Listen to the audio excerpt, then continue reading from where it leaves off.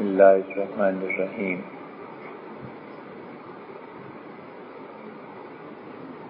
اللہ تعالی نے مختلف انسانوں میں مختلف صلاحیتیں رکھی ہیں۔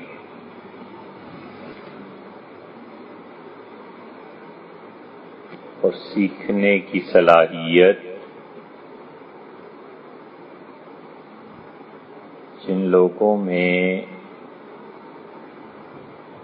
عمر بھر قائم رہتی ہے، یہ بہت خوبی کی بات ہے۔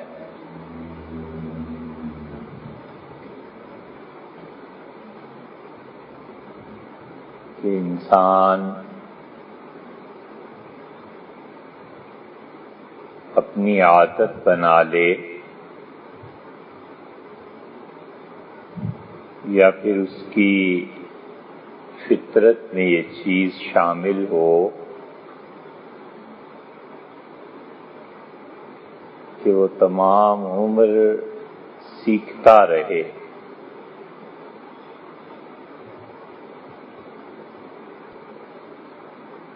بچے کہانیوں سے سیکھتے ہیں اور نظم سے سیکھتے ہیں۔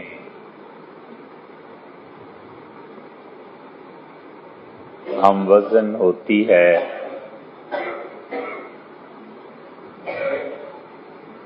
اور قافیے اور ردیف برابر ہوتی ہے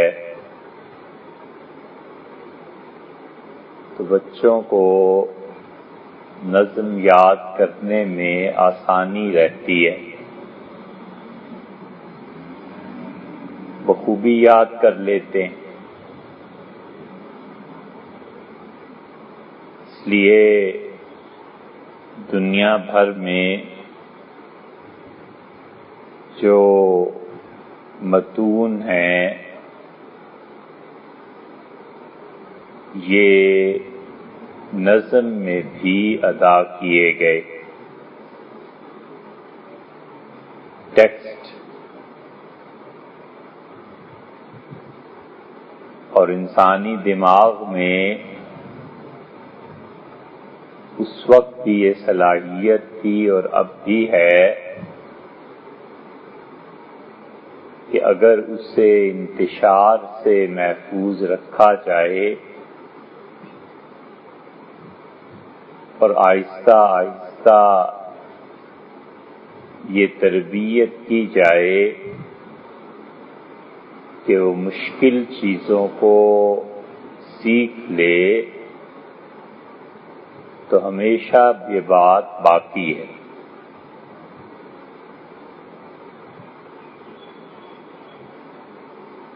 ماں بچے کو غذا کھلاتی ہے، پیور لیکوڈ، خالص مائع، دودھ کی صورت میں، پانی کی صورت میں، شربت کی صورت میں، اور پھر اسے ٹھوس کر دیتی ہے۔ پھر بچہ جب چبانے لگتا ہے تو اور ٹھوس ہو جاتی۔ ایسے ہی انسانی دماغ کا بھی یہی حال ہے کہ اگر اسے آہستہ آہستہ بہتر سے بہتر چیز کی طرف لے جایا جائے تو دماغی صلاحیتیں بھی بیدار ہوتی ہیں۔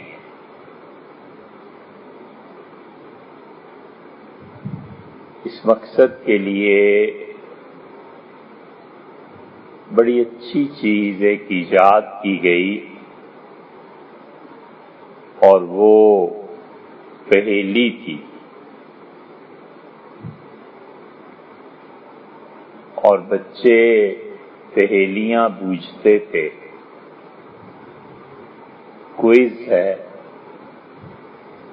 اس ٹیسٹ میں بچوں کا مطالعہ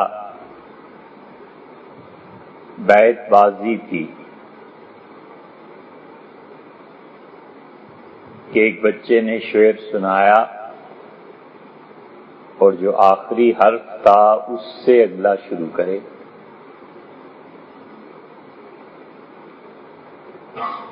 اسی طرح اب تو معلوم نہیں چھپتے ہیں اخبارات میں یا نہیں، لیکن ہفتے میں بچوں کا جو صفحہ ہوتا تھا اس میں کوئی آدمی، کوئی جانور راستہ بھول گیا جنگل میں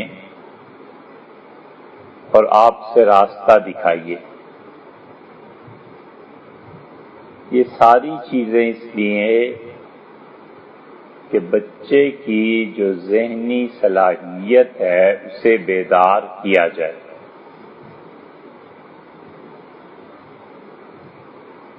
زبانیں سکھائی جائیں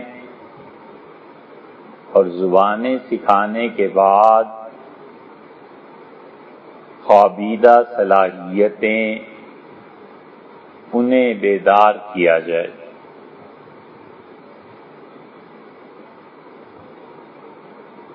یہ بڑا اچھا نظام تعلیم پوری دنیا میں رائج تھا. ہر ملک اور ہر زبان میں یہ ابتدا ملے گی.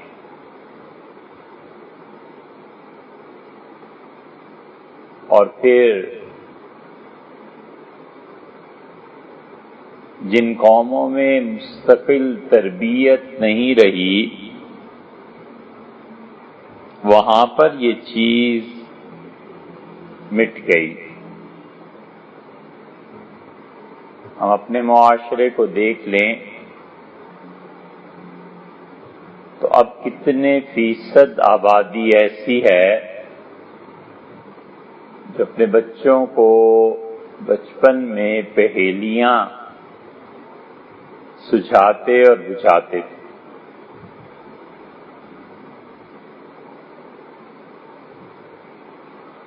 اب ہم دیکھیں کہ کتنے فیصد بچے ایسے ہیں جو شاعری اور ادب ان چیزوں سے جنہیں کوئی دلچسپی ہے پڑھیں یا پڑھائیں. روتے تھے کہ یہ جاسوسی ڈائجسٹ اور فلاں اور امر عیار کی زنبیل اور یہ کہانیاں آخر اس میں رکھا کیا ہے. اب اس سے بھی گئے. تو یہ ذوق ڈیویلپ ہوتا ہے اور اساتذہ کرتے ہیں اور اس ذوق سے ایک شخصیت جنم لیتی ہے. اس لیے جن لوگوں کو بچوں کی تعلیم اور تدریس کا موقع ملتا ہے ان کے فرائض میں ایک یہ چیز بھی شامل ہے کہ وہ جستجو پیدا کریں اور بچوں میں جستجو کا مادہ اس کو پابندیوں کے ساتھ آگے بڑھائیں.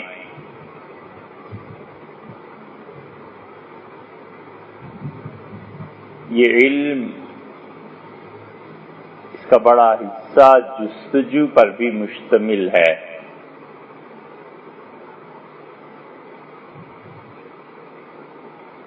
اب اس ساری بات کے لیے خود مربی کو محنت کرنا پڑتی ہے.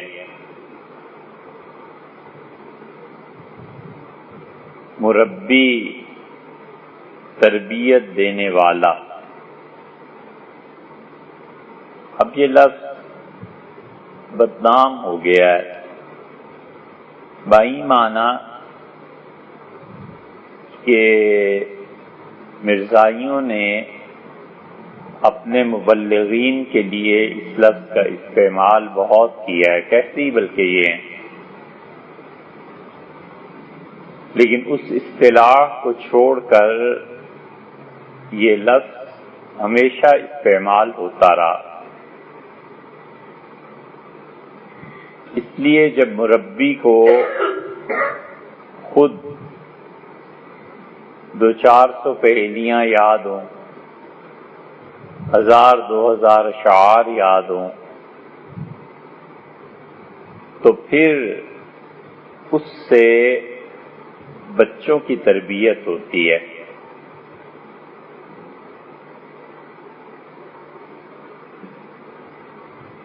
یہ جو ٹیلی ویژن ہے اس کی اصل کیا ہے؟ اس کی اصل یہ بچوں کو کہانیاں سنانا ہی ہے۔ ہر قوم اور معاشرے میں لوگ شام کا حصہ یہ چاہتے تھے کہ کہیں گپ شپ لگائیں، اور ذہن جو صبح سے دوپہر تک کام کر کے تھک گیا ہے وہ ریلیکسیشن چاہتا تھا، اور وہ ریلیکسڈ ہونے کے لیے کہانیاں سنتے تھے، داستان گو ہوتے تھے، اور داستان گو بیٹھ کر داستانیں سناتے تھے۔ اتنا مہارت اور مطالعے اور لفاظی کے ساتھ وہ بھرا ہوا ہوتا تھا سنانے والا کہ منٹوں میں لوگوں کو ہنساتا بھی تھا، رلاتا بھی تھا۔ آخری داستان گو دلی میں تھا، بس پھر اس سے ایسی کہانی کسی نے نہیں سنائی، چاندنی چوک میں بیٹھ جاتا تھا اور ٹھیک اس مقام پہ پہنچ کے رک جاتا تھا جب تجسس کے مارے ہر آدمی چاہتا تھا کہ پھر آگے کیا ہوا۔ سب رنگ ڈائجسٹ کے قصے، اور جب آدمی آخری جملوں پہ پہنچتا ہے تو کہتا ہے ناس ہو تیرا، یہاں کہاں ختم کر دیے۔ یہ سب چیزیں انسانی دماغ کو اور بچوں کے دماغ کو متحرک کرنے کے لیے کہ جستجو پیدا ہو۔ اس لیے تربیت بہت مشکل کام ہے، بہت مشکل، اور اللہ کے بہت بڑے اسماء میں سے رب ہے، پالنے والا، تربیت دینے والا۔ آپ کبھی قرآن کریم کی دعاؤں پہ غور کریں تو ربنا بار بار آیا ہے، اللہم کم آیا ہے، ربنا بار بار آیا ہے، اللہم یا مالک الملک۔ یہ مالک الملک جو ہے اللہ کی ذات، شہنشاہ، اللہ تعالی کی صفات پر غور کرنا چاہیے۔ اور اللہ کی معرفت کا یہ بہت بڑا ذریعہ ہے۔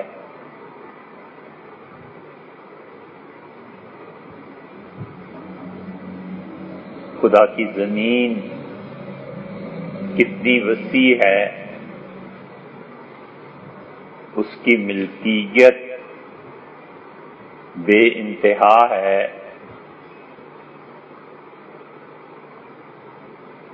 بحر و دشت سب اس کے ہیں،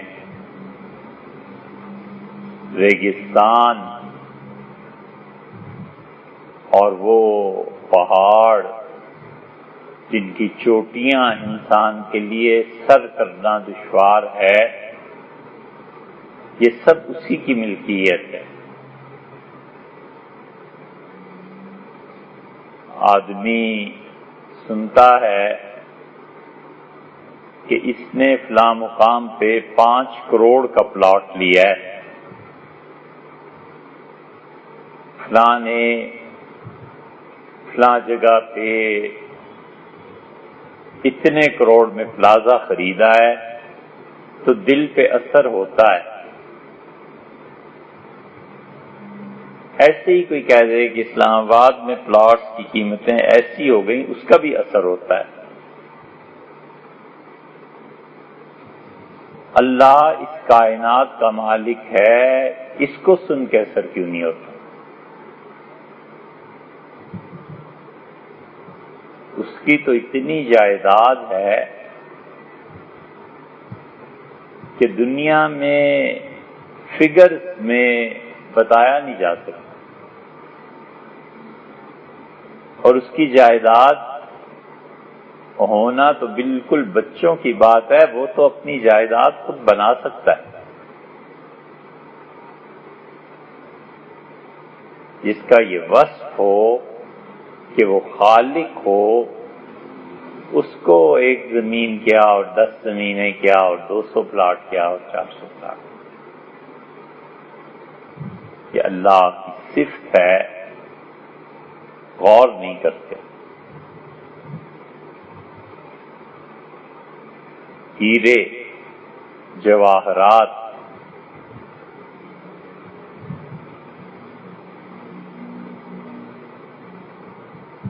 یاقوت بادشاہوں کی میراث،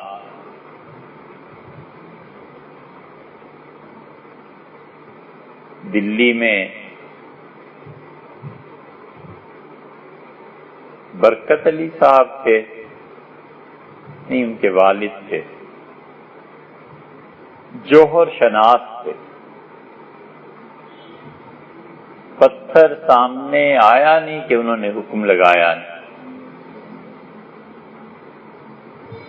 بہت خوبی کے لوگ۔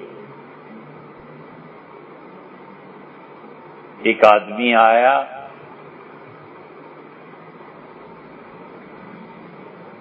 اور اس نے بڑے بڑے جوہریوں کو دلی میں نگینے دکھائے، ہر کوئی متاثر، گدڑی پہن کے آیا اور گپیں ہانکتا تھا، یہ دیکھیے، اس کے پہلو دیکھیے، اس کی چمک دیکھیے۔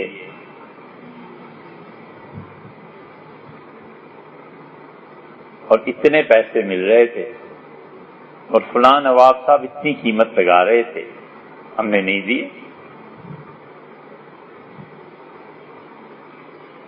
آ جائے گا نام ان کا یاد۔ تو کسی نے مشورہ دیا کہ اگر قیمت چاہیے اور اس کے عوض میں دوسرا پتھر اور ہیرا چاہیے تو فلاں کے پاس چلے جاؤ۔ کئی لوگوں کو ٹھگ چکا تھا، 2-4 اصل یاقوت بھی اس کے پاس تھے، وہ دکھاتا تھا، لوگ پھنس جاتے تھے۔ ان سے ملنے گیا، وہ جوہری تھی، سارا قصہ اپنا کھولا، کچھ تو ویسے ہی پہچان گئے دیکھ کے، اور جب جواہرات اس نے سامنے رکھے تو انہوں نے صرف ایک جملہ کہا، انہوں نے کہا پانی منگاؤں؟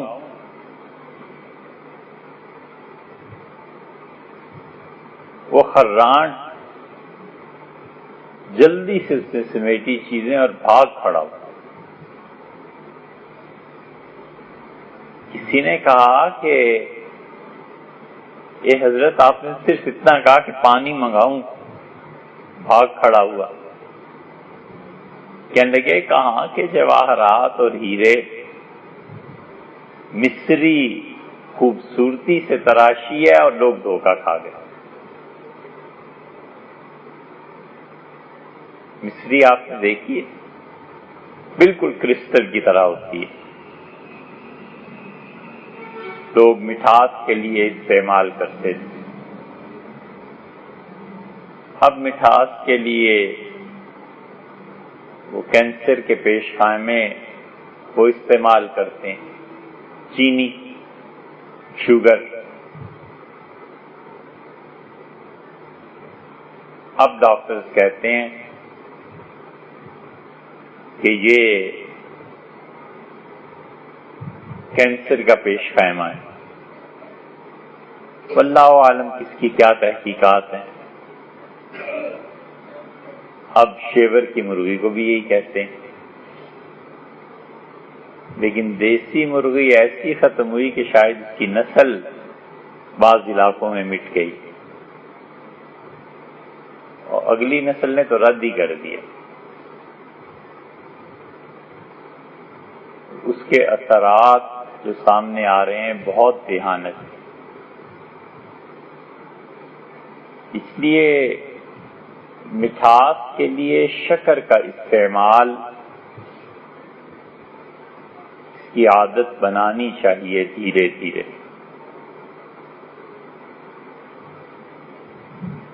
1866 میں پہلی شوگر مل لگی بر صغیر میں۔ لوگ دیکھ کے تعجب کا اظہار کرتے تھے کہ یہ کیا ہے، مگر گنا لے کر قیمت ادا کر دیتے تھے۔ اب سرمایہ دار جو نہیں بھی چاہتا تو ٹرالیاں کھڑی رہتی ہیں، گنا خشک ہوتا رہتا ہے، وزن کم ہوتا رہتا ہے، اور یہ خون کسان کا سرمایہ دار کے ہاں جا کے روپے اور ڈالر کی صورت میں بن جاتا ہے۔ خیر یہ ایک الگ قصہ ہے۔ تو جستجو کا پیدا کرنا یہ بچوں کے ذہن میں ان کی تربیت کے لیے ضروری ہے۔ تو داستان گو جو قصے بیان کرتے تھے وہ در حقیقت ذہنی تربیت تھی۔ یہ ٹیلی ویژن اسی کی ایک ابتدائی شکل تھی۔ ڈراما اور ڈرامہ میں اس کو لکھنا، بیان کرنا، کردار، ان کے لباس، یہ سب چیزیں یونان پہ ختم ہیں۔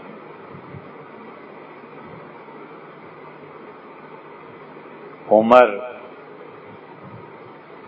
اس جیسے لوگ اب کہاں، شاعری، میرنیس، ایسے لوگ کہاں۔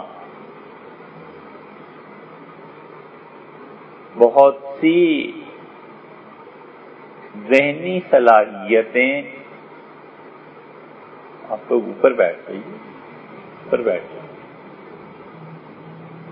بہت سی ذہنی صلاحیتیں تعصب کی نظر ہو جاتی ہیں.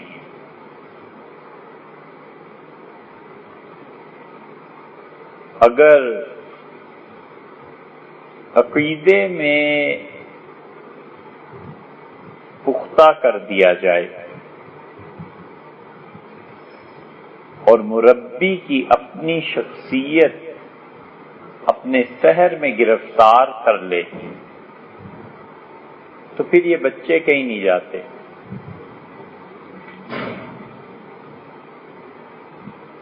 عقیدے کی پختگی ہر ایک طبقے میں ہوتی ہے. ایک شیعہ ہے، اسے بھی عقیدے کی پختگی سکھائی جاتی ہے. 12 ائمہ ان کے نام بتائے جاتے ہیں. پھر ائمہ کے ساتھ جو روایات ہیں وہ سنائی جاتی ہیں. اور ہر سال یہ جو کربلا برپا ہوتا ہے یہ خود اس ذہنی تربیت کا حصہ ہے اور بچوں کو عقیدے پر جمانا ہے.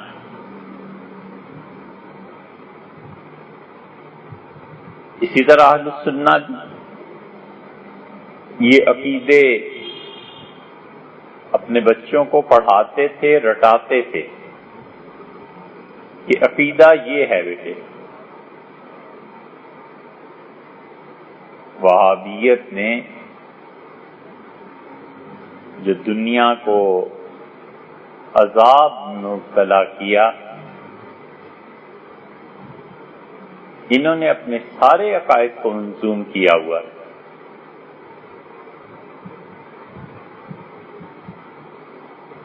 اب تک پڑھاتے ہیں کائنن عن ذاتہ بائنن عن خلقہ.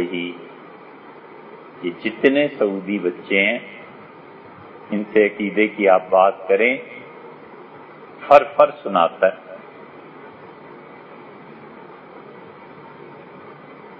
اور اللہ تعالی کے متعلق وہ نظریات کہ ایسی چیزیں چھپنے لگی ہیں جدہ سے اور حرمین شریفین سے کہ خدا اپنی پناہ میں رکھے.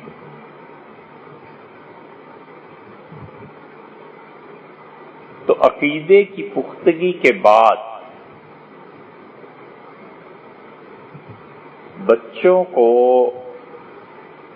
ان کے فیلڈ میں مطالعے کی اجازت دینا اور اس کے مصنفین ان کتابوں کے اگرچہ گمراہ ہوں یہ تربیت کا ایک ڈھنگ ہے اگر کوئی کر سکے.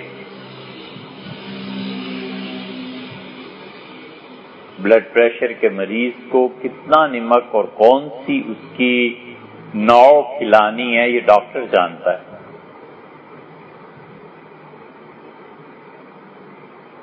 بالکل ایسے ہی اردو ادب ہے، اس کی اصناف ہیں، شاعری ہے. یہ چیزیں ایسی ہیں کہ میر انیس کو جن لوگوں نے پڑھا ہے وہ جانتے ہیں کہ مرثیہ کیا چیز ہے. امیر انیس کو آپ پڑھیے، قصے ہیں، مبالغہ ہے، منظر کشی ہے. اور میر انیس اتنے بڑے آدمی تھے اس روایت کے کہ گھر میں اپنے انہوں نے بڑا گھر تھا، کوٹھی تھی، سوئمنگ پول بنا رکھا تھا. بس شام ہوئی اور پانی کی سراہی رکھی، قلم کاغذ لے کے بیٹھ گئے. کتابیں لے کے بیٹھ کے، کوئی نہیں چھیڑ سکتا۔ صبح تک نماز پڑھی، سو گئے، پھر اٹھے، پھر جن کی تربیت انہوں نے کرنی ہوتی تھی ان کو بلایا، ان کی شاعری دیکھی، مصرع دیا تھا، اس پہ کتنی گریں لگائی ہیں، کیا کیا ہے، سارا کچھ کر کے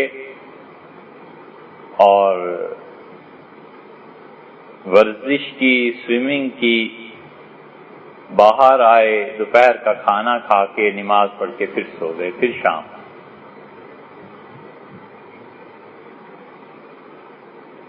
اتنے پرگو تھے کہ ایک مرتبہ وہ نہا کے نکلے تو بچوں کو بلایا اپنے خاندان کے اور کہا مرثیہ لکھو۔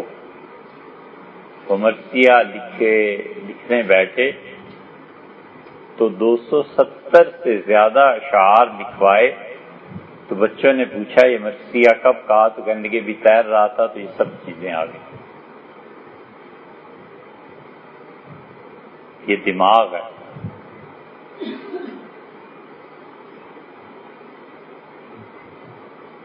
یہ انسانی دماغ کمال کی چیز۔ یہ ابن رشد ہے، یہ ابن رشد اتنا بڑا دماغ تھا کہ لوگ اسے فلسفی سمجھتے ہیں، لکھتے بھی ہیں، تھا بھی، اس میں کوئی شبہ نہیں، مگر اتنا بڑا فلسفی تھا کہ چاہتا تو ہر روز ایک نیا فلسفہ ایجاد کرتے تھے۔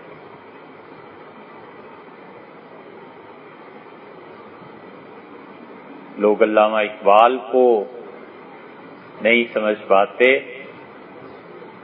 شاہ ولی اللہ رحمۃ اللہ علیہ اتنا بڑا دماغ تھا کہ علامہ اقبال اور ان کی شاعری مثال کے طور پہ اگر فرد کو بناتی ہے تو شاہ ولی اللہ امتوں کو بنا سکتے تھے، اتنا بڑا دماغ۔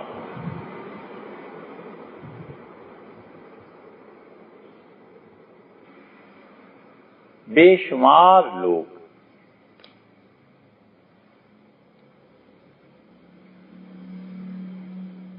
کوئی حد و حساب نہیں ہے، وہ ہیرے جنہیں ملکہ اپنے تاج میں سجاتی، اس سب کانٹیننٹ کی تہذیب میں گلیوں میں مارے گئے۔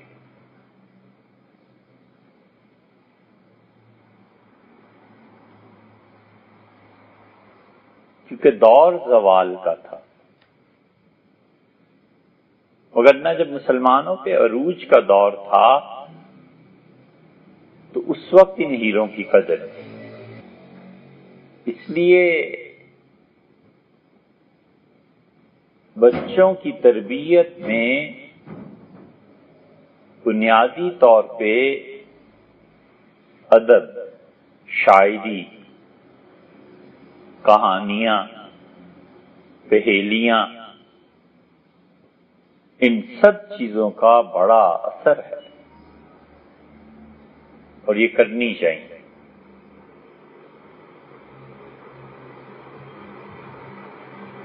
اپنی اولاد کی تربیت اور اپنی اگلی نسل کی تربیت کرنے کے لیے فرصت ہی نہیں، اور اگر وہ کرنی ہو تو پھر دوستیوں کو چھوڑنا پڑتا ہے، پھر تعلقات کو نبھانا نہیں ہو سکتا۔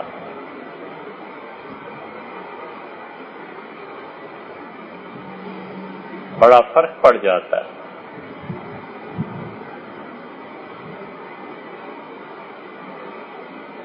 خود مطالعہ کرنا اور جس طرح باپ اپنے بچوں کے لیے کھانا لاتا ہے، کپڑے چن کے لاتا ہے، بالکل اسی طرح ان کے لیے ذہنی اور اخلاقی اور روح کی تربیت کے لیے بھی سامان کرنا پڑتا ہے۔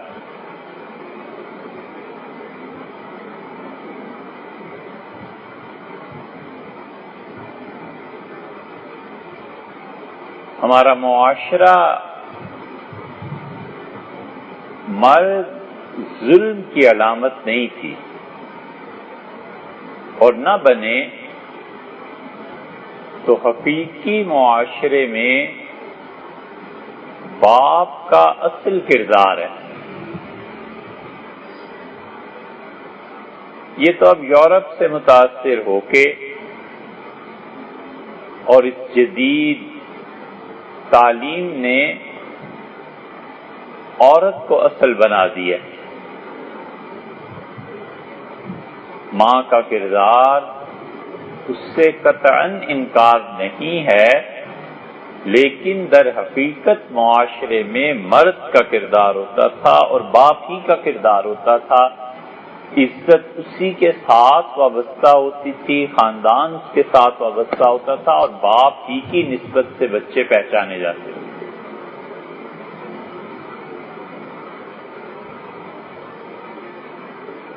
اب معاشرے میں عورت کا غلبہ ہے اور عورت چھا گئی ہے لوگوں کے اعصاب پہ بھی اور تہذیب پہ بھی۔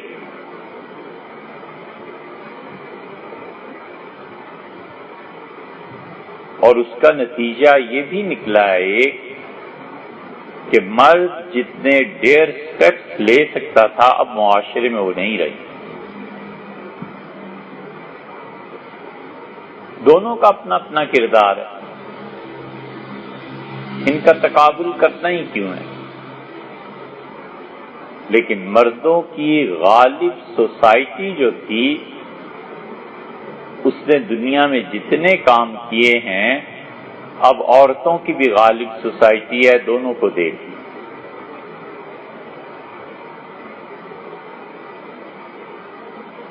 مردوں کا غلبہ، طاقت اور قوت اگر حد میں نہ رہے تو اس کا نتیجہ ظلم ہے، جبر ہے۔ اور عورتوں کی قیادت اگر وہ بھی حد میں نہ رہے تو اس کا نتیجہ بے حیائی ہے۔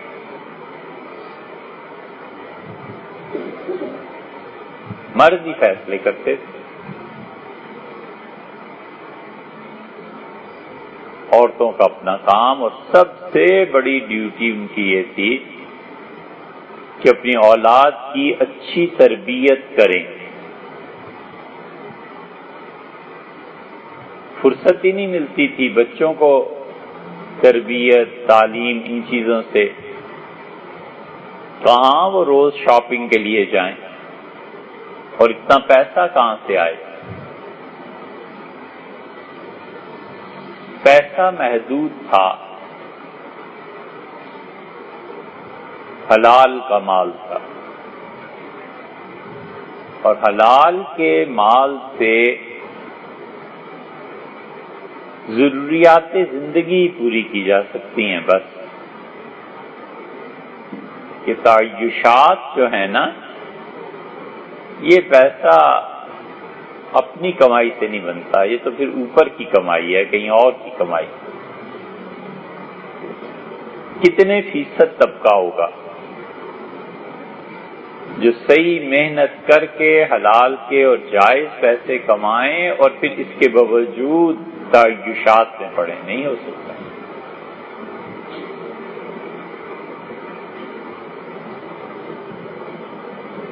اس لیے ماں باپ اپنی اولاد کی تربیت کے لیے بندوبست کرتے تھے،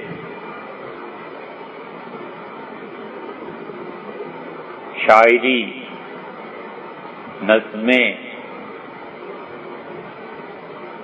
پڑھی لکھی ماؤں کی زبان پہ ہوتی تھی، تو اس سے بچے کا ذوق ڈیولپ ہوتا تھا، خود شعر کو سمجھنا۔ شعر ہے کیا؟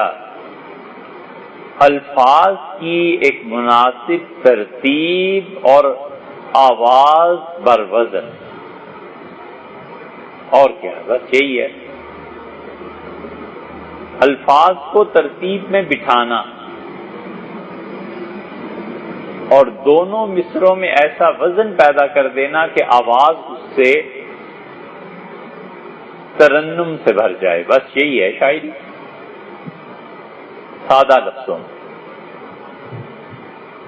پھر اس کی گہرائی میں جائیں تو خیر بہت بڑی چیز ہے۔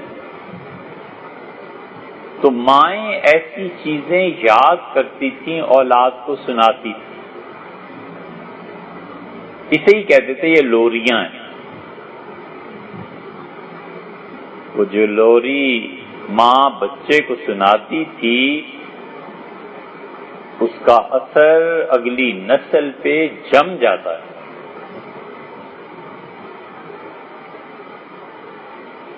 ہمارے ہاں ظاہر ہے کہ تحقیق کے موضوعات نہیں رہے،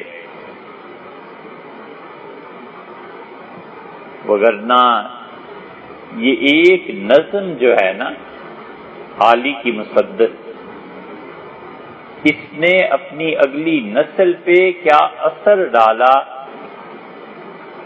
یہ تحریک آزادی اور ملک کا بننا، یہ اس کا بہت بڑا ستون ہے۔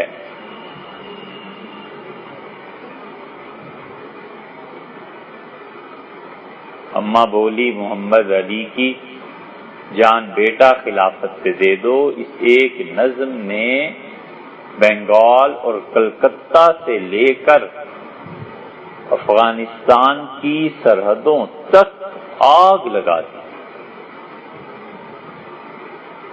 بجلی کون گئی ایک نظم۔ اماں بھی جو تھیں وہ بیت تھیں جہاں ان کی قبر ہے دلی میں، حضرت مرزا مظہر جانے جانا رحمت اللہ علیہ کی خانقاہ سے ان لوگوں کا تعلق تھا، رامپوری تھے۔ رامپور نے افراد نہیں پہاڑ پیدا کیے۔ یہ صاحبزادہ یعقوب علی خان آپ کے یہ رامپور کے ہی تھے۔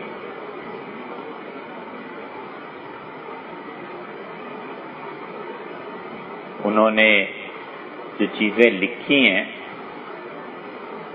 اور رامپور والوں نے خود اپنا بڑا اچھا کام کیا، انہوں نے اپنے تذکرے لکھے ہیں، پڑھیں تو اندازہ ہوتا ہے کہ کیا کیا لوگ داغ رامپور چلے گئے تھے، داغ دہلوی،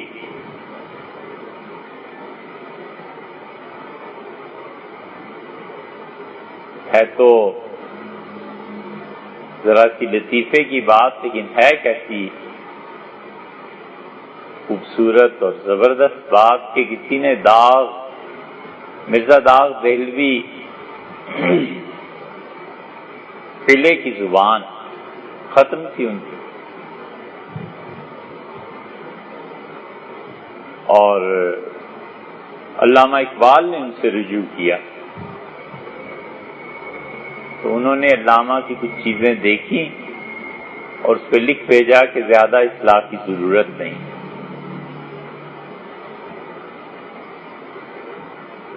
کسی نے ان سے ذکر کیا کہ خواجہ میر درد رحمت اللہ علیہ اتنے بڑے شاعر تھے، درد کی جگہ پہ کوئی آیا ہے؟ خواجہ میر درد کا کلام بہت تھوڑا سا ہے، ان کے اپنے زمانے کے شعراء کے تقابل سے، لیکن جو ہے سو ہیرا ہے، جو شعر ہے سو کمال۔ نقشبندی تھے نا، بڑا گہرا تصوف کا رنگ ہے۔ اللہ تعالیٰ کے متعلق ایک جگہ فرماتے ہیں وہ زمانے سے باہر اور مجھے، زمانہ اللہ کی تخلیق ہے، وہ زمانے سے باہر اور مجھے رات دن انتظار گزرے۔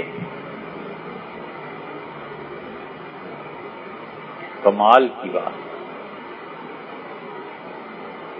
رات اور دن سے اس ہستی کا انتظار کیسے کیا جا سکتا ہے جو زمانے ہی سے باہر ہے؟ کسی نے داغ سے پوچھا کہ درد دہلوی کے مقام پہ اب تک کوئی آیا ہے؟ تو انہوں نے ایک مصرع کہا، انہوں نے اس سے فرمایا کہ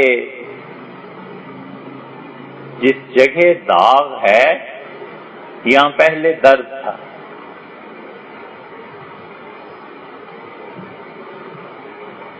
جس جگہ داغ ہے یہاں پہلے درد تھا۔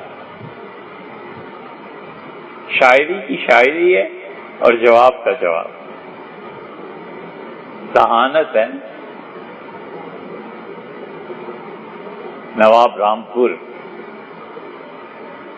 حج کے لیے ساتھ لے گئے، کسی نے واپسی پہ پوچھا یا نواب صاحب نے پوچھا کہ کیا پایا؟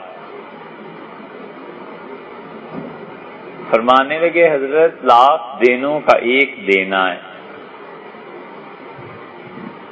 لاکھ دینوں کا ایک دینا ہے، دل بے مدعا دیا تو نے۔ کمال کی بات کہی کہ اللہ نے ایسا دل دے دیا ہے جو کسی سے مانگتا ہی نہیں، تو لاکھوں کی خیرات کوئی کرے اس لاکھوں کروڑوں سے بہتر وہ دل ہے جو کسی سے مانگتا ہی نہیں۔ لاکھ دینوں کا ایک دینا ہے، دل بے مدعا دیا تو نے، دل میں کوئی خواہش ہی نہیں۔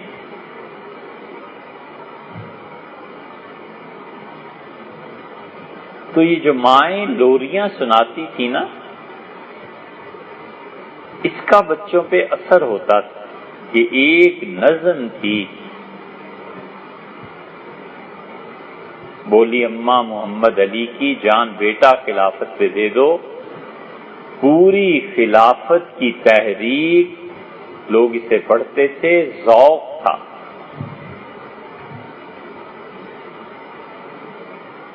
اس لیے کہ وہ تہذیب صدیوں سے جمی ہوئی تھی۔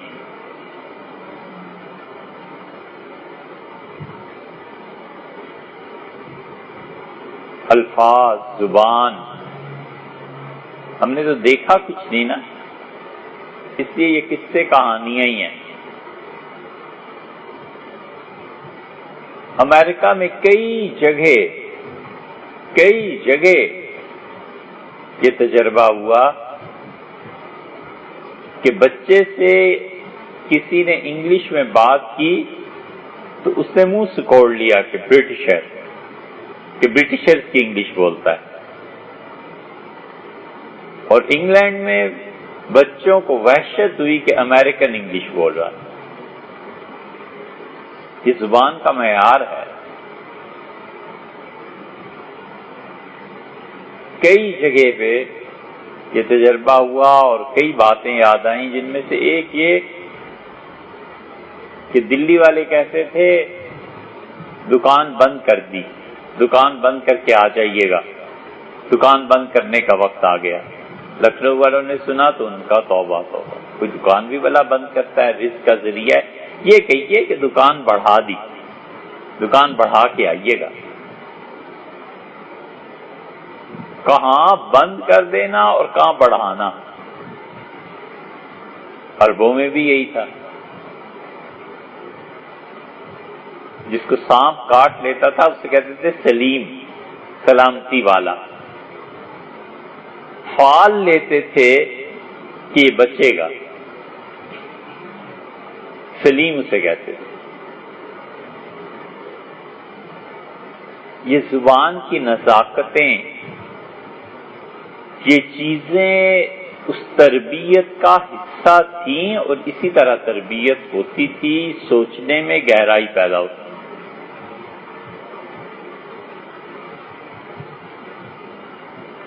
دلی، لکھنؤ، رامپور، کلکتہ، حیدرآباد، دکن، خیر حیدرآباد کے تو کہنے ہی کیا، ان کے تو اپنے اسٹیشن، اپنا سکہ، اپنا علم، ہر جگہ کی ایک تہذیب تھی. اور اس تہذیب نے اپنے اثرات مرتب کیے. اور خود ہندوستان میں ہی ایسے علاقے جہاں کوئی تہذیب نہیں، جسے کہتے ہیں انڈر دا پروسیس. اور ہمارے جتنے علاقے ہیں یہاں کوئی بھی تہذیب نہیں تھی. پٹھانوں کی ایک مستقل تہذیب تھی اور وہ طاقت، قوت اور وہ غالب آئے اور چھا گئے ہندوستان. اس لیے یہ ساری ریاستیں تقریباً یہ پٹھانوں ہی کی بنائی. وہاں کے مقامی کم اور پٹھان زیادہ، کیونکہ تہذیب کی بنیاد نزاکت نہیں ہوتی، قوت ہوتی ہے، طاقت ہوتی ہے. تہذیب کی بنیاد جد و جہد ہے، اسٹرگل. ایک لفظ قصہ تمام.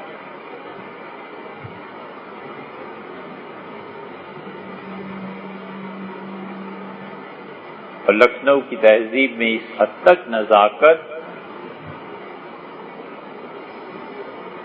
کہ گھر کے پچھواڑے بھی دروازہ رکھتے تھے، میت ادھر سے نکلتی تھی. برا جانتے تھے کہ زندے جس دروازے کو استعمال کرتے ہیں میت بھی اسی سے نکلے.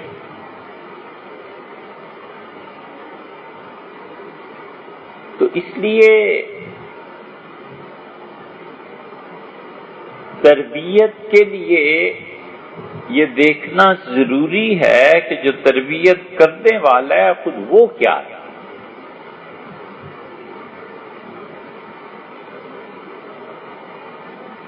ماتم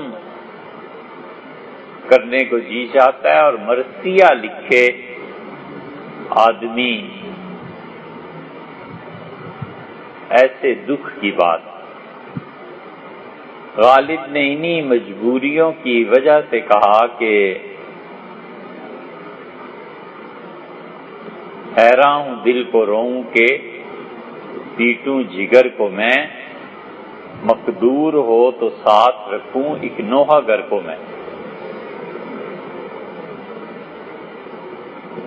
ایک نوحہ گر ہونا چاہیے جو نوحے سنائے. پرسا، نوحہ، مرثیہ، شام غریباں، یہ سب ظاہر ہے کہ الفاظ تہذیب میں اہل تشیع کے ساتھ منسلک ہیں. نوحہ گری کی نوبت ہے کہ رمضان کے پروگرام ہمارے میڈیا دے رہا ہے اور دین سکھائیں گے اداکار اور کرکٹر. اللہ بتاؤ کوئی حد ہے گرنے کی؟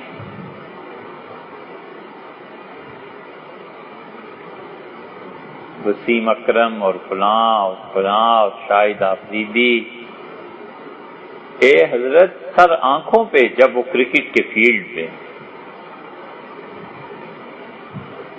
ان کا جواب نہیں، ان کا مقابل کوئی نہیں. وہ قوم کی عزت اور آبرو ہیں مگر کھیل کے میدان میں.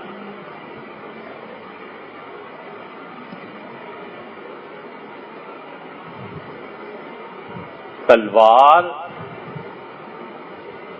سخت اور سیدھی ہو تو کاٹتی ہے، اور تلوار میں خم آ جائے تو خم حسن ہے ابرو کا،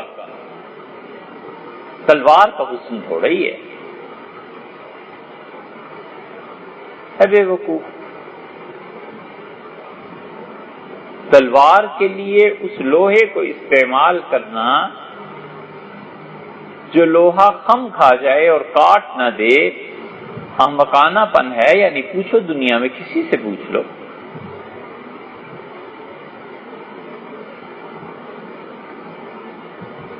دل کا نرم ہونا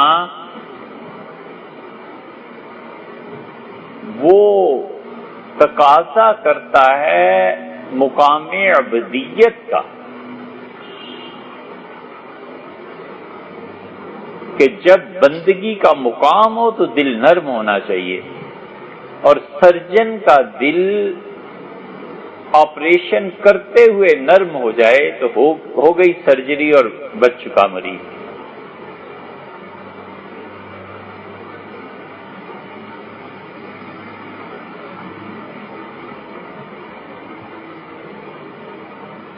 چبھنا اور نہایت احتیاط سے اپنے آپ کو الگ رکھنا اور خون تک نکل آئے، یہ کانٹے کا وصف ہے۔ کو پھول ایسا ہونا چاہیے تو پھر پھول اور کانٹے میں فرق ہی کیا ہے؟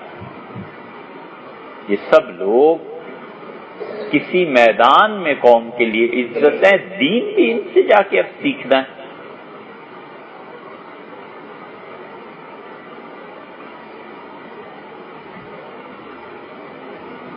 انتخاب پہ داد دینی پڑتی ہے جنہوں نے یہ کیا ہے، سیاہی ملی ہے چہرے پہ کہ اب یہ اداکار اور کرکٹرز اور یہ لوگ آ کے دین سکھائیں۔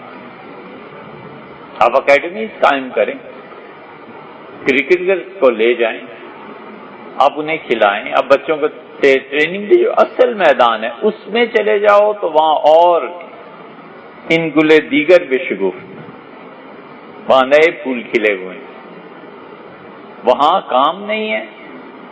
اور دین سکھانا ہے، اور رمضان کریم اور رمضان یہ اور رمضان وہ،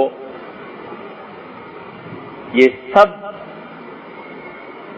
پستی اور زوال کی علامتیں بھی ہیں، اور اس بات کا مرثیہ بھی کہ لیڈرشپ یہ ہے۔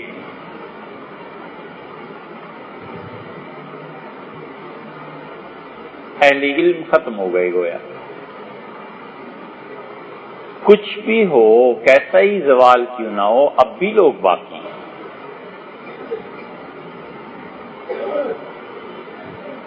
ایک نئی صنف بھی آئی ہے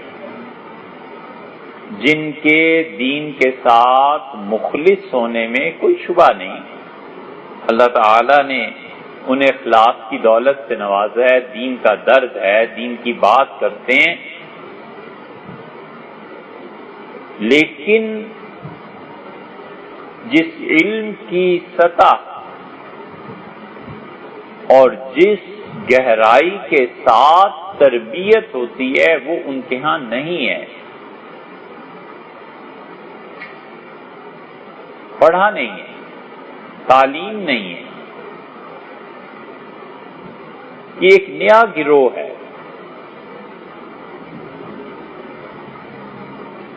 اخلاص بابا بالکل ٹھیک ہے، لیکن یہاں کہاں کام آئے گا؟ یہ ساتھ علم بھی چاہیے۔ سیدنا ابو بکر رضی اللہ عنہ جیسا کون سا دوسرا آدمی تھا حضرت رسالت مآب صلی اللہ علیہ وسلم کے سامنے، لیکن آذان کے لیے بلند آواز چاہیے۔ فرمایا بلال کو کہو آذان دے، اس کی آواز بلند ہے۔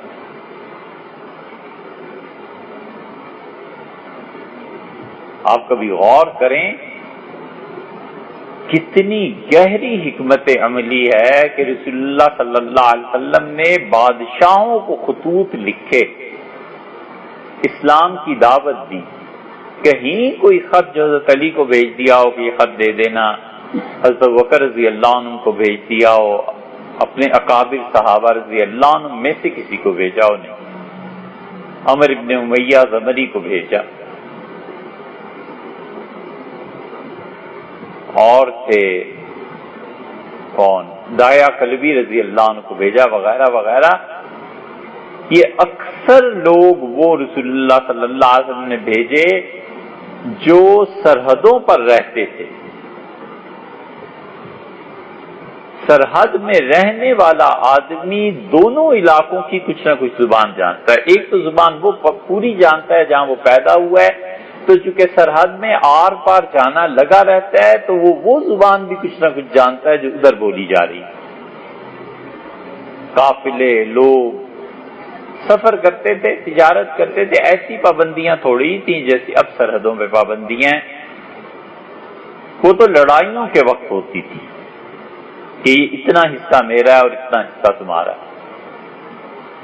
کیوں رسول اللہ صلی اللہ علیہ وسلم نے ایسے لوگوں کو بھیجا؟ تاکہ میرا خط پہنچے گرامی نامہ، اور بادشاہ وہاں کے حکمران کچھ پوچھنا چاہیں تو اسے کچھ نہ کچھ تو زبان آتی ہو،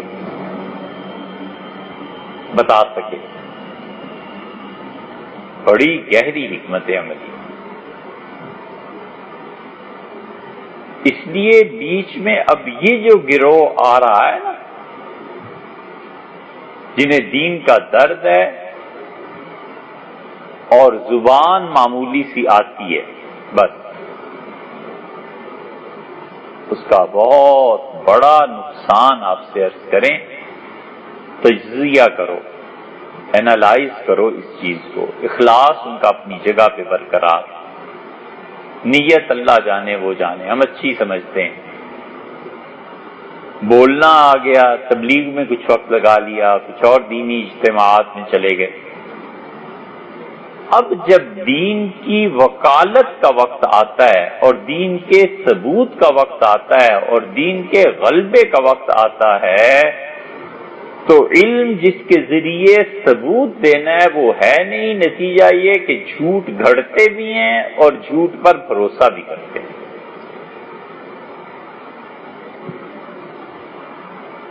یہ ہے اصل قصہ.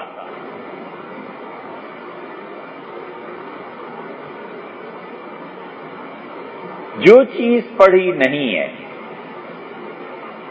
جب اس کو چیلنج درپیش ہوگا تو اس علم کو جو پڑھا ہی نہیں ہے وہ ثابت کیسے کر سکے گا؟ مثلاً ایک آدمی نے ڈرپ لگانا سیکھ لی، ایک آدمی نے 10 12 15 مانا 100 دوائیوں کے نام یاد کر لیے، گاؤں میں چلا گیا، دکان کھول لی، 20-50 مریضوں کو شفا مل گئی. گرمیاں آئیں تو ڈرپس کا سیزن پورا لگ گیا، پورا گھر بھر گیا ڈرپ سے. جس دن سامنے کوئی ڈاکٹر آیا نا، پتا اس دن چلے گا کہ حضرت آپ اپنے کلینک کو کیسے بچاتے ہیں اور کیا کرتے ہیں.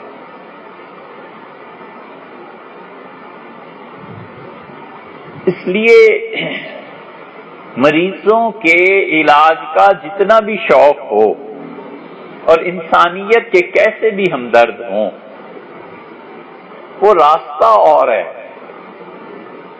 وہ ڈاکٹر بنیں گے تب جا کر کہیں علاج ہوگا، اس کے علاوہ آپ کیا علاج کرنا چاہتے ہیں؟ بالکل اسی طرح دین کا اخلاص، جذبہ، سب کچھ بولنا بھی سیکھ لیا.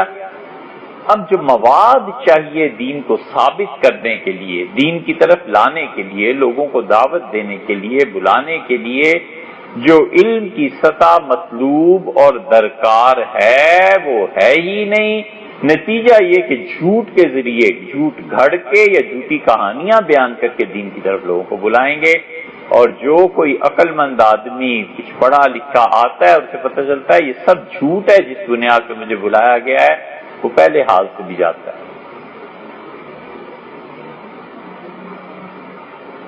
یہ مستقل ایک جماعت ہے جو امت میں پہلے بھی پیدا ہوتی رہی ہے اور بیڑا غرق ہوتا رہا ہے اور اب بھی ہے. عمر بن عبدالعزیز رحمۃ اللہ علیہ کا جملہ فتح الباری میں مل جائے گا، حافظ ابن حجر رحمۃ اللہ نے نقل کیا ہے. انہوں نے کہا یہ جو پیشہ ور مولوی اور واعظ کرنے والے لوگ ہیں، انہوں نے اپنا وتیرہ اب بنا لیا ہے کہ صلاۃ و سلام پڑھتے ہیں ان حکمرانوں کے لیے جو سامنے ہیں، میں حکم دیتا ہوں کہ مملکت میں صلاۃ و سلام یہ انبیاء علیہ السلام کے لیے پڑھا جائے گا، اور جو حاضر ہوں ان کے لیے محض دعا کی جائے گی۔ منع فرما دیا، اس لیے کہ ہر ایک کا رتبہ اور مقام ہے۔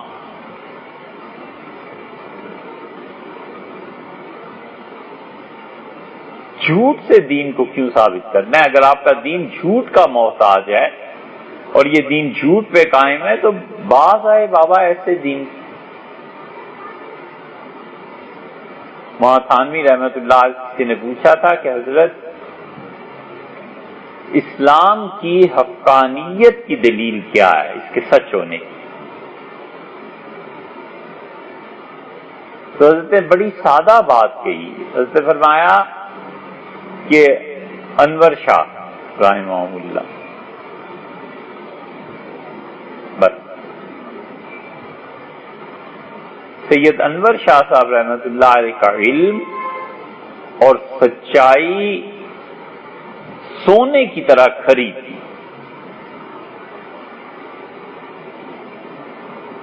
سونا خالص سرخ ہوتا ہے۔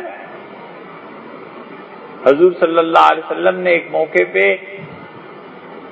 گھر کی نوکرانی سے پوچھا کہ عائشہ کیسی ہیں؟ اس نے کہا اللہ کے رسول خالص سونا ہے۔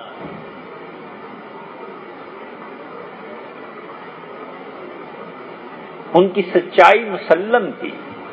مطلب یہ تھا حضرت رحمت اللہ علیہ کے کہنے کا کہ اس شخص نے جتنا اسلام کو پڑھا ہے اور جتنا یہ اسلام کو جانتا ہے، اگر یہ دین برحق نہ ہوتا، اسلام برحق نہ ہوتا، یہ چھوڑ دیتے۔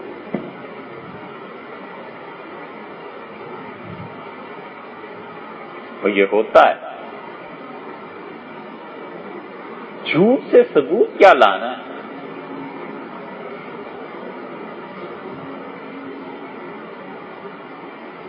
نصاب کی کتاب میں حضور اقدس صلی اللہ علیہ وسلم کے متعلق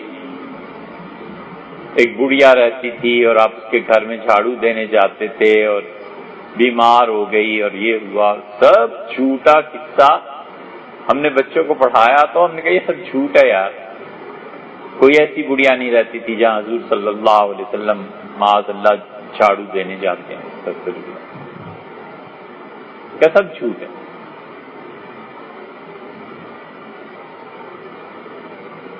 ایک کے والدین آ گئے، انہوں نے کہا یہ کیا آپ نے کہا؟ بچہ ہمیں یہ بتا رہا تھا۔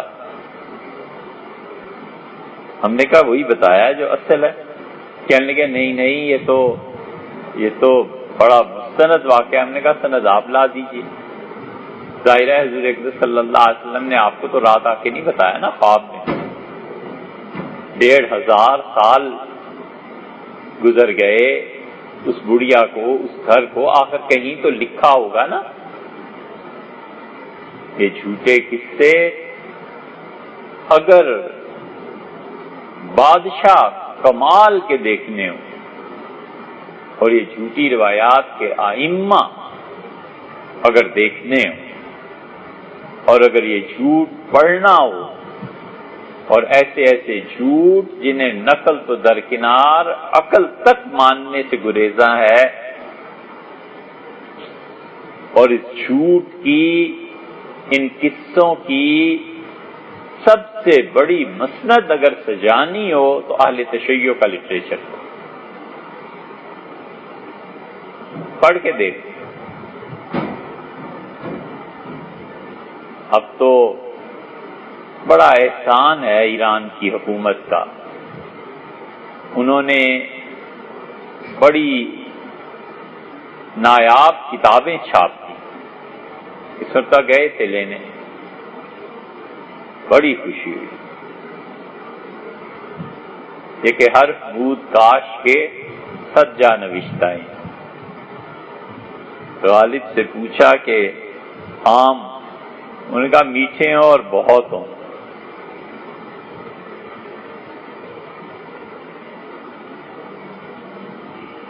تو ایران کتابوں کے اس میلے میں آدمی جائے تو 50 لاکھ کروڑ ہو تو جی بھر کے خریداری کرے اور ایسی لائبریری بنے آئندہ 200 سال نہ بن سکے۔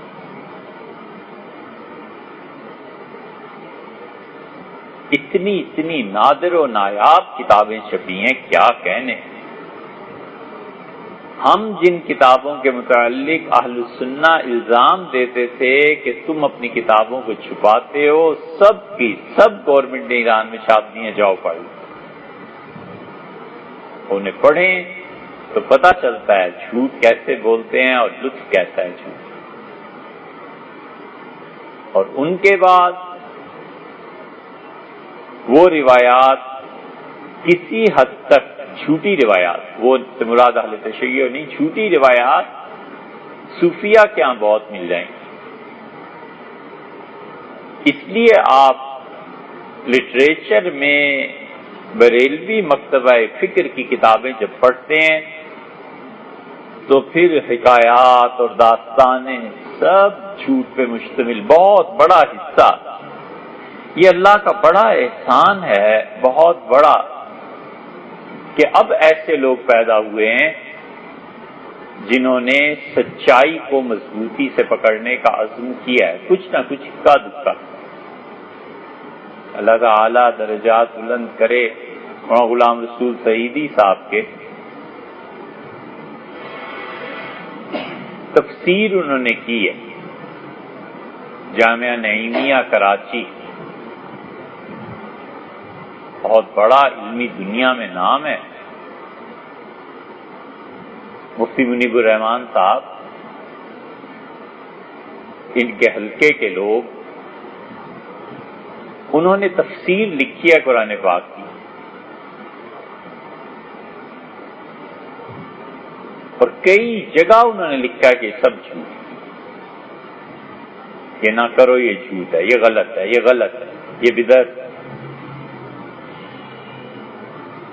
بڑا معرکۃ الآراء مسئلہ رہا ہے، یہ مسئلہ چھیڑا نہیں جا سکتا، چھیڑنا بھی نہیں چاہیے، لیکن اب بات آ گئی زبان پہ، کیا کریں۔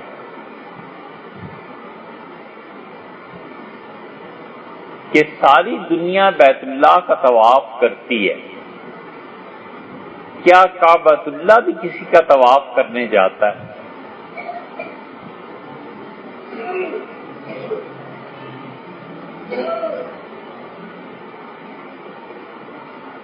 کعبۃ اللہ ایک عمارت ہے جو نظر آتی ہے، اور ایک اس کی حقیقت ہے۔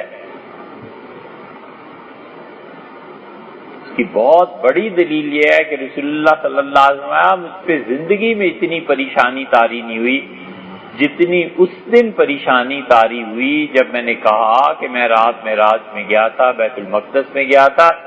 تو انہوں نے کہا کہ بیت المقدس میں اگر گئے تھے نا تو بتاؤ وہاں دروازے کتنے تھے اور کھڑکیاں کتنی تھیں؟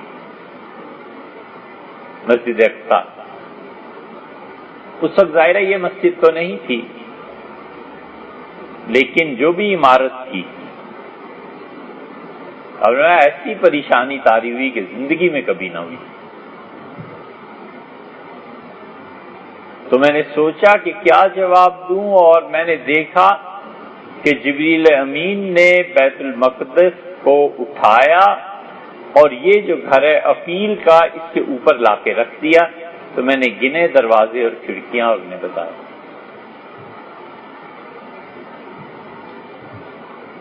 یہ جو اس عمارت کا اٹھانا ہے، یہ مطلب ہی نہیں ہے کہ اس وقت وہ جگہ عمارت سے خالی ہو گئی تھی، وہ عمارت وہیں موجود تھی۔ اشیاء کے حقائق ہوتے ہیں،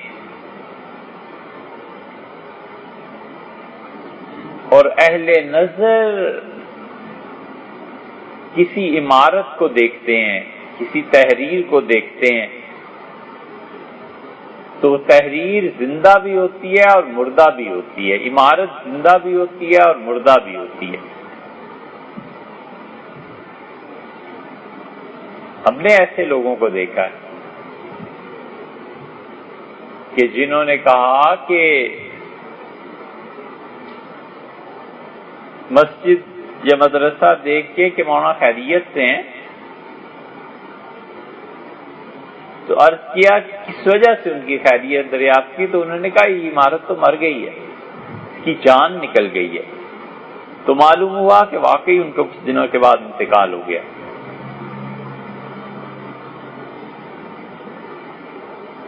تو وہ جو عمارت اٹھا کر وہاں رسول اللہ صلی اللہ علیہ وسلم کو دکھائی، کعبۃ اللہ کی ایک عمارت ہے جو سامنے ہے اور ایک اس کی حقیقت ہے، کیا اس کی حقیقت کہیں جاتی ہے؟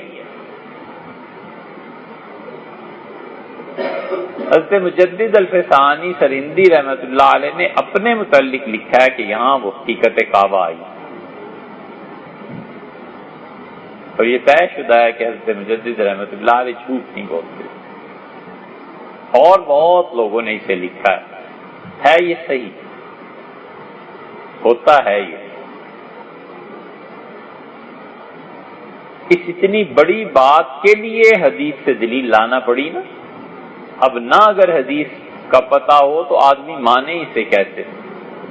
اس پہ غلام رسول سعیدی صاحب اپنی تفسیر میں پہنچے ہیں، بریلوی مکتبہ فکر کے بہت بڑے نمائندے ہیں، بڑا مقام ہے حضرت کا، انتقال فرما گئے، اللہ تعالیٰ ان کی قبر کو روشن رکھے۔ یہاں پہنچ کے انہوں نے ایک طرح سے بس انکار کر دیا ہے، کہتے ہیں حضور صلی اللہ علیہ وسلم کے لیے تو کبھی آیا نہیں کعبۃ اللہ، اولیاء اللہ کے لیے کیسے مانوں؟ یہ اتنی بڑی بات جو انہوں نے لکھی ہے، حالانکہ یہ بات صوفیہ کے یہاں ثابت ہے۔ تو یہ کہتے ہیں اللہ کا شکر ہے ایسے لوگ آہستہ آہستہ آ رہے ہیں۔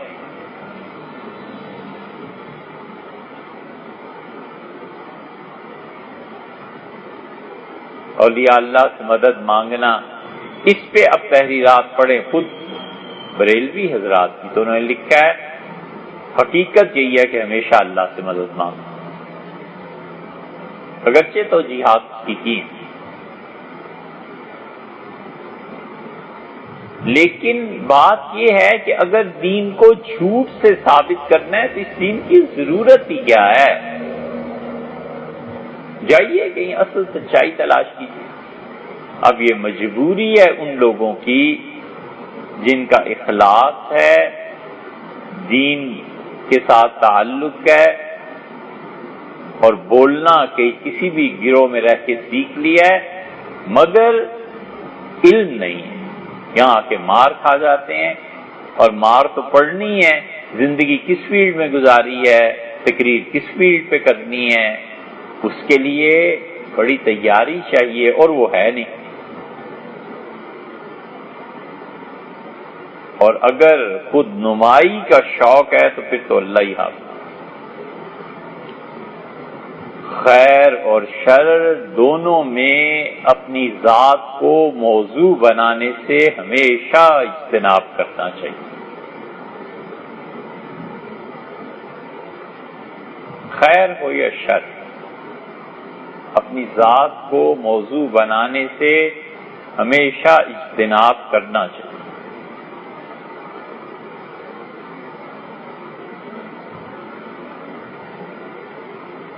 آخری چیز، کوئی آدمی صوفیہ کے ہاں صدیقیت کے مقام پر فائز ہو، اور آخری چیز جو اس کے دل سے نکلتی ہے وہ حب جاہ ہے۔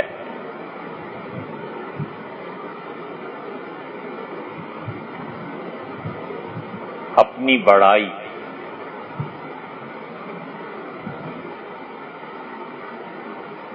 مقام صدیقیت جب حاصل ہوتا ہے اس سے پہلے آخری چیز جسے سالک چھوڑتا ہے وہ حب جاہ ہے۔ کسی نے شاہ عبد القادر صاحب رائے پوری رحمۃ اللہ علیہ سے ان کے شیخ شاہ عبد الرحیم صاحب رائے پوری رحمۃ اللہ علیہ کے متعلق دریافت کیا کہ حضرت کیسے تھے؟ فرمایا کیا پوچھتے ہو؟ زندگی حضرت رحمۃ اللہ علیہ کے ساتھ گزری اور ساری عمر ایک تعریف کا جملہ جو کبھی ان کے منہ سے ان کے متعلق ان کی زبان سے سنا۔ تمام عمر اپنی تعریف کا ایک جملہ کبھی نہیں کہا.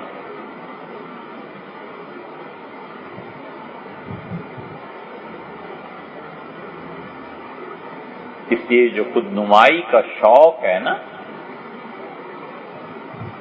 یہ بھی تباہ کرتا ہے.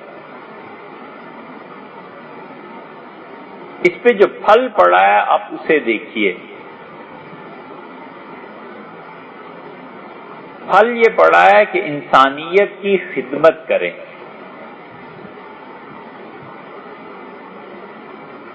ہسپتال بنائیں. جتنا یہ طبقہ ہے انسانیت کی خدمت کے نام پہ ہر ایک نے ٹرسٹ کھولا ہے اور اسپتال بن رہے ہیں.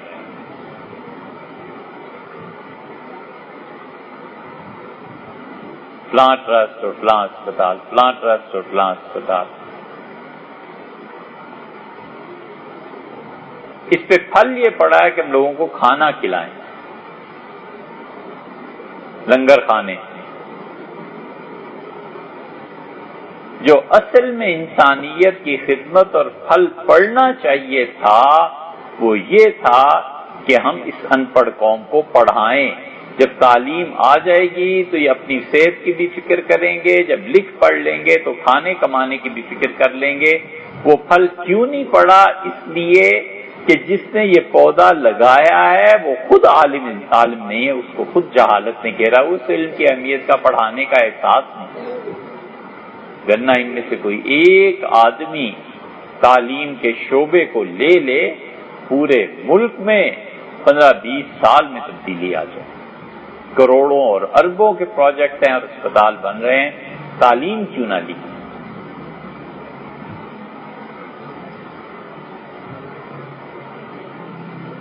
عبدالعزیز میمن جو تھے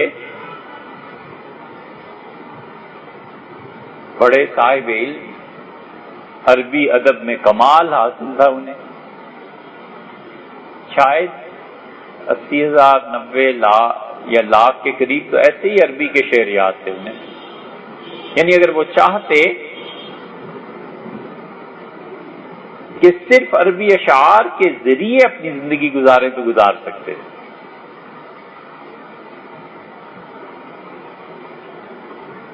ان کے کمالات کے بڑے معترف تھے مصری. ایسی قصہ یاد آیا. حضرت مولانا علی ندوی رحمۃ اللہ علیہ فرماتے تھے کہ ہم جب جامع الازہر گئے تقسیم کے فوراً بعد تو ہم سے مصریوں نے پوچھا کہ آپ کا ملک تقسیم ہو گیا، پاکستان کے گورنر جنرل کون بنے؟ تو ہم نے بتایا کہ جناح صاحب. تو کہنے لگے کہ یہ کیا، اس ملک میں عبدالعزیز جیسے پڑھے لکھے آدمی کی موجودگی میں کوئی اور آدمی بھی بن سکتا ہے؟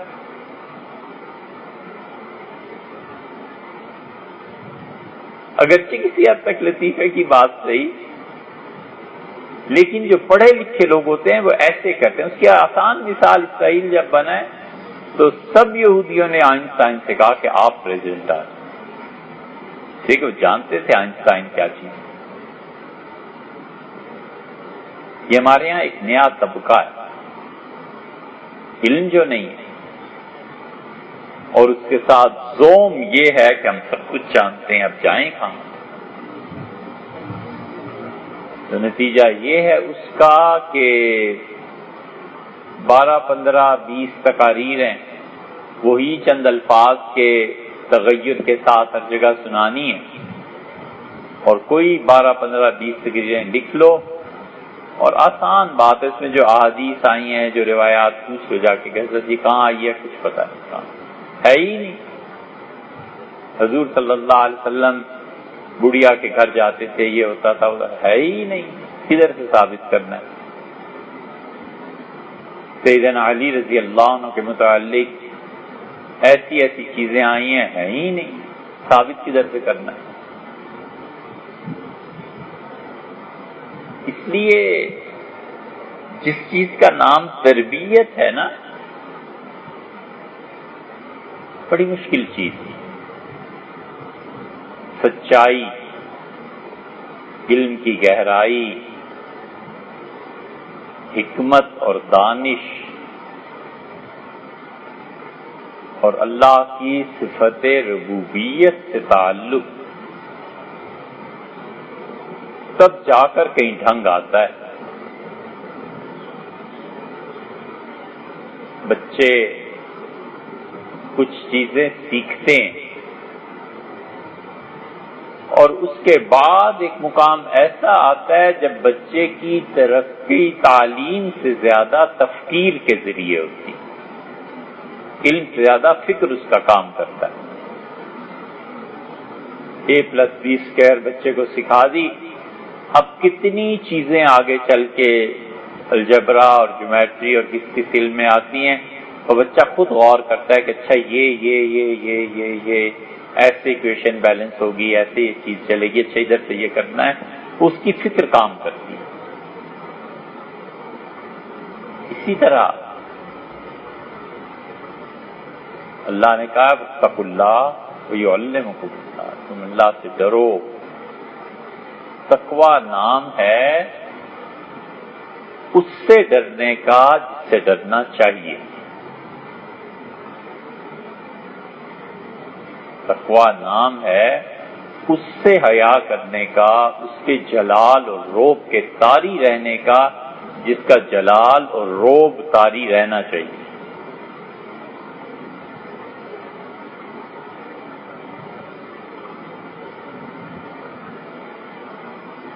حضرت مرزا مظہر جان جانا رحمت اللہ علیہ کے پاس نواب صاحب آئے ایک، اور بڑی رقم پیش کی۔ حضرت نے فرمایا ضرورت نہیں، چاہیے نہیں، ہمت بڑی تھوڑی سی اس کی، تو اس سے کہا حضرت بہت لوگ ہیں، تقسیم کر دیں۔ تو خانقاہ کے دروازے کی طرف اشارہ فرمایا کہ یہاں سے تقسیم کرنا شروع کرو، گھر پہنچنے سے پہلے پہلے ختم ہو جائے گی، خود کرو۔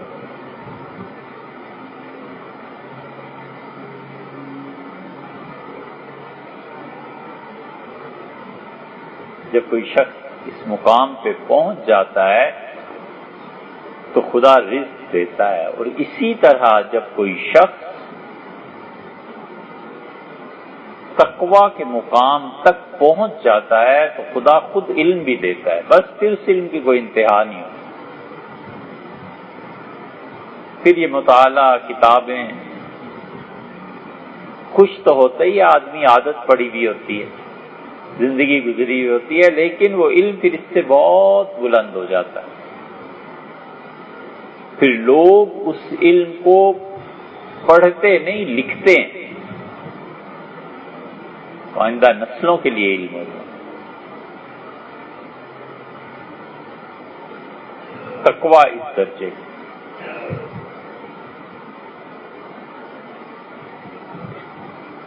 مولانا ایوب دہلوی میں یہ بات تھی۔ اس آخری دور میں مولانا ایوب دہلوی رحمت اللہ علیہ جیسا آدمی ہے کوئی؟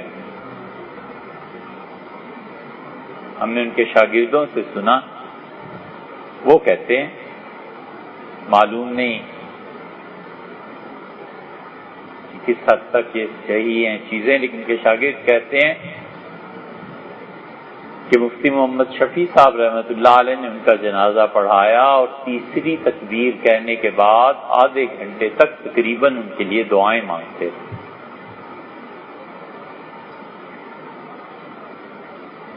حضرت قاسم نانوتوی رحمت اللہ علیہ، ان کی کتابوں کو پڑھو تو جو علم اس میں ہے، مولانا ایوب دہلوی کے ہاں ایسا علم ہے۔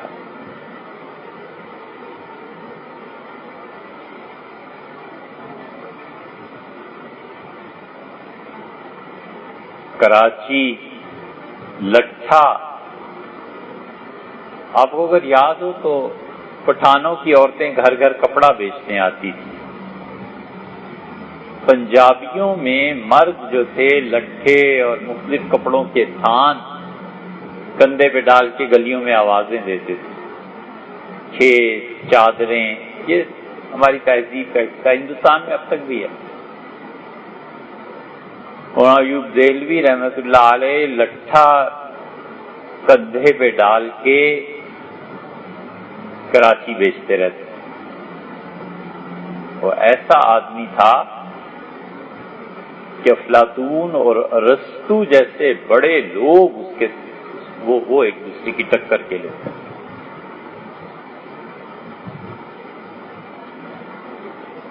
خالد جی پوتا، یہ کے بروہی، اتنے بڑے بڑے یہ ویسٹ کے پڑھے ہوئے لوگ ان کی مجلس میں بیٹھتے تھے تو گھٹنا نہیں بدلتے. سیٹھ آدم جی، ان کے ایک آدمی نے مولانا ایوب دہلوی کٹیا میں رہتے تھے، ایک مرتبہ انہوں نے بیان کیا تو اس نے ایک چابی پیش کی. فرمانے لگے چابی تو میری جیب میں ہے، آپ کے ہاتھ کہاں سے آ گئی؟ گھر کے تالے کی، کمرے کی کنجی میرے پاس ہے، آپ کے پاس کہاں سے آ گئی؟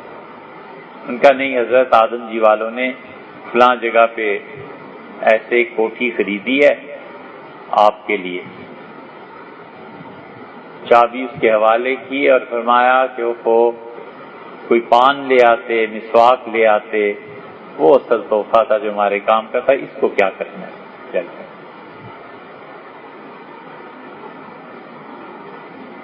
وہ جو داغ دہلوی نے کہا ہے نا کہ لاکھ دینوں کا ایک دینا ہے، دل بے مدعا دیا تو نے، وہ پھر علم اللہ دیتا ہے اور اللہ اپنی شان کے،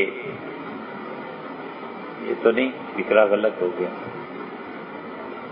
اللہ کی شان تو بہت بڑی ہے. اللہ تعالیٰ پھر اس شخص کے شایان شان چیزیں نازل فرماتا ہے اس کے دل پہ. وہ علم کا ذریعہ کتابیں نہیں ہوتی، وہ علم کا ذریعہ کہیں اور ملتا ہے. پھر آدمی چاہتا ہے کہ اسے پڑھے گا تو جب وہ لکھ کے چھپے گا اور وہ اس کی موت کے بعد. تقویٰ اس مقام تک پہنچتا ہے. تو ظاہری اور باطنی دونوں طرح کا رزق پھر اللہ دیتا ہے. اس آدمی کی اپنی حیثیت بھی دیکھتا ہے. اسی لیے کبھی علم سے پھر جب معرفت شروع ہوتی ہے تو تین چیزوں میں سے ایک ہو جاتی ہے، یا تو اس کی مجلس خالی ہو جاتی ہے، یا چپ ہو جاتا ہے، یا موت ہی آ جاتی ہے، چھٹی.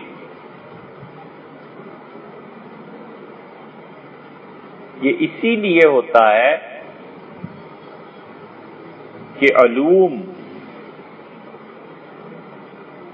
کتنی اچھی بات علامہ اقبال نے ایک جرمن فلسفی سے کہی.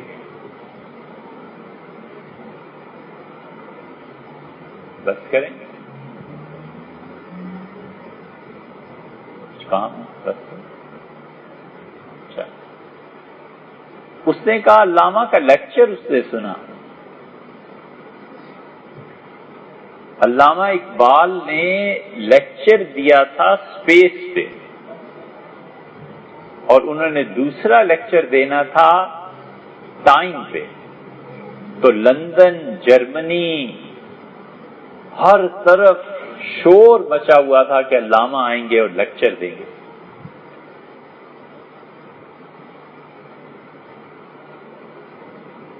علامہ اقبال کے خطوط اب چھپے ہیں، 1500-2000 خطوط چھپے ہیں.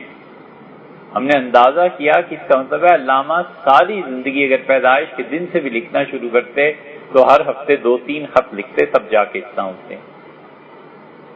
ان خطوط کو پڑھے بغیر آدمی جان ہی نہیں سکتا کہ یہ شخص پڑھا لکھا کتنا تھا. اتنا گہرا مطالعہ ہے، اتنا گہرا مطالعہ کہ ایک جگہ ابن عربی رحمت اللہ علیہ کے ایک نظریے کو چیلنج کیا ہے کہ یہ نظریہ یوں نہیں یوں ہے. اب آخر کوئی کسی چیز کو سمجھے گا، پھر سمجھ کے کچھ کرے گا. تو علامہ نے دیکھو ٹائم پہ لیکچر دینا تھا اور خط کہاں لکھا رہنمائی کے لیے. ہم لوگ جانتے نہیں نا ان کی قدر. گولڑا شریف خط لکھا حضرت کو کہ حضرت میں نے اسپیس پہ بات کی تھی اور لفظ لکھا ہے وہاں کے ادا شناس، ان میں بڑا پسند کیا گیا میرا لیکچر، اور اب جا رہا ہوں ٹائم پہ بات کرنے، رہنمائی فرمائیں، فلاں فلاں چیزیں کہاں ملیں۔ خط لکھا سید سلیمان ندوی رحمۃ اللہ علیہ کو کہ یہ میرا فارسی کا کلام ہے حضرت، اور میرے فارسی کے کلام پہ اب چھپنے جا رہا ہے، فلاں فلاں اعتراضات ہوئے ہیں، آپ بتائیں فارسی زبان میں یہ لفظ اس طرح ہے یا اس طرح۔ مولانا عبد الماجد دریابادی کو لکھا کہ میری شاعری میں اب یہ چیزیں آ گئی ہیں، تو مولانا ذرا اس پر آپ لکھ دیجئے کہ کیا کیا چیزیں اردو شاعری میں غلط ہو گئی ہیں تاکہ اسے ٹھیک کر۔ یہ جہاں جن کو خط لکھے تھے ان کی بڑائی ہے، یہ علامہ کی اپنی بھی بڑائی ہے، اگر اپنے آپ کو کچھ بھی سمجھتے ہوتے نا کبھی نہ لکھیں، کبھی نہ۔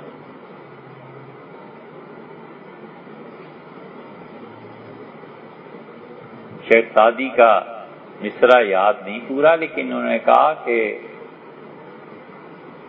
پر میوہ جو شاخ ہوتی ہے نہد سر بر زمین، وہ اپنا سر زمین پہ رکھ دیتی،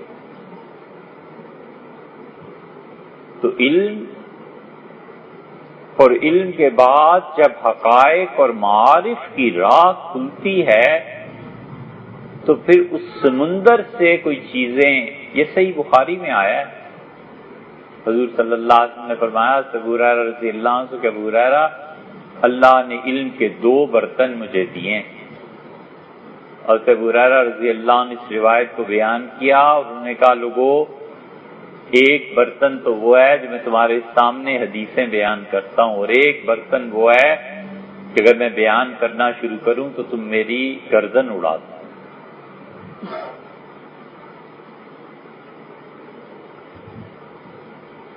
امام احمد ابن حنبل رحمۃ اللہ علیہ، پھر بات ختم کریں بہت دیر ہو گئی۔ امام احمد ابن حنبل رحمۃ اللہ علیہ بات کر رہے تھے تو عورتوں کی طرف سے ایک پرچہ آیا کہ اس کا جواب دیں، تو امام نے سوال پڑھا اور فرمایا کسی بچی نے پوچھا ہے کہ میں چرخہ کاٹتی ہوں اور رات کو بادشاہ کی گورنر کی سواری گزرتی ہے بڑی دیر تک، تو جو روشنی ہوتی ہے اتنی دیر تک رہتی ہے، اس روشنی میں بھی چرخہ کاٹ لوں تو جو چرخہ کتا ہوا ہے اس کی کمائی حلال ہے یا حرام ہے، کیونکہ یہ گورنمنٹ سے فائدہ اٹھانا ہے۔ تو امام نے اس بات کو پڑھا اور فرمایا لگتا ہے بشر حافی کی بہن ہے۔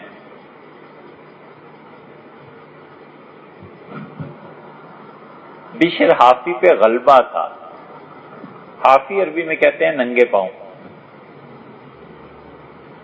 بشر رحمۃ اللہ علیہ جوتا نہیں پہنتے تھے، کسی نے کہا حضرت ان پہ غلبہ تھا، بس ایک حالت کا غلبہ ہو گیا، آپ کون سے نکالے؟ فرماتے تھے ساری زمین اللہ کی ہے اور بادشاہوں کی زمین پہ جوتے رکھنا بڑی بے ادبی لگتی ہے، دل نہیں مانتا۔